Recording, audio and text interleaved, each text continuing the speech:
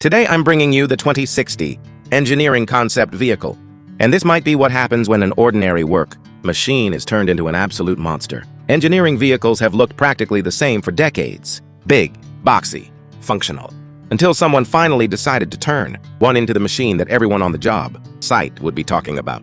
This thing doesn't even need to start its engine. Just sitting there is enough to make every other machine look small. It doesn't care about practicality. It doesn't care about efficiency. And it definitely doesn't care about looking friendly. It asks you only one question. Do you dare look it straight in the eye? But here's the crazy part. The real menace isn't in the face. It's underneath. Start with that front end. The designer seems to have completely forgotten about traditional aerodynamics.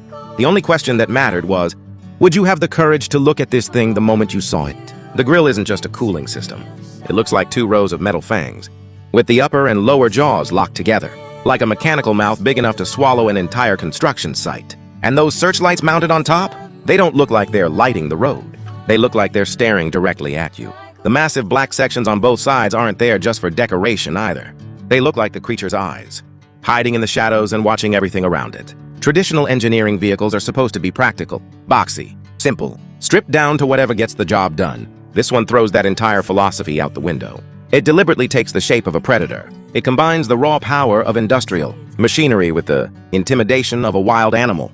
This isn't a front end. It looks like a poster for an industrial horror movie. Now drop your eyes down to the chassis. The vehicle uses a massive multi-axle frame, with suspension components so heavy and mechanical that they look more like bridge supports than vehicle parts. The entire undercarriage doesn't look like it was designed simply to carry weight. It looks like it was designed to challenge the terrain itself. Most multi-axle engineering vehicles use extra wheels to distribute enormous loads. This one makes every axle feel like another powerful leg, one section after another, like a giant mechanical creature standing on the ground.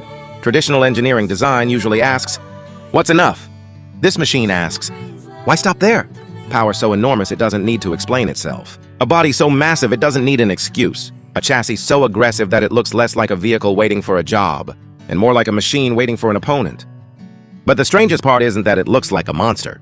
It's what happens when a human being stands next to it. Nothing looks completely out of place.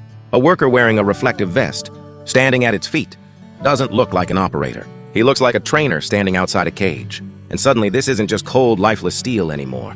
It feels like a mechanical totem that humans have somehow managed to bring under control. Huge, dangerous, barely containable, yet somehow held together by precision, structure, and human engineering. And that's what makes the concept so fascinating. It makes you imagine that heavy industry doesn't have to be purely functional. It can have presence. It can have personality. It can even feel almost ritualistic.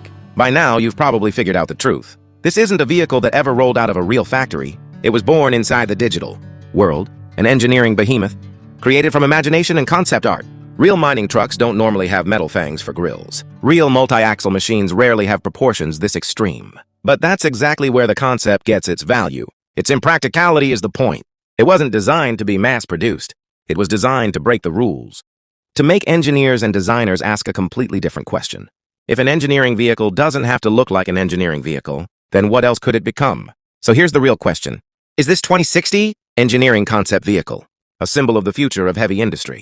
Or is it simply another spectacular accident of AI imagination? Tell me what you think in the comments. And if you want to see more insane future vehicles and concept machines, hit like and subscribe.